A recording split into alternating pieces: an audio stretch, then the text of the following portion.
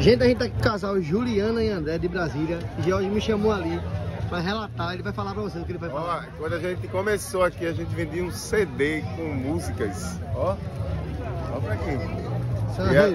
E eles ainda têm aqui, agora vieram atualizar, comprar um pendrive. Meu pai, olha, meu pai escuta sempre, meu pai.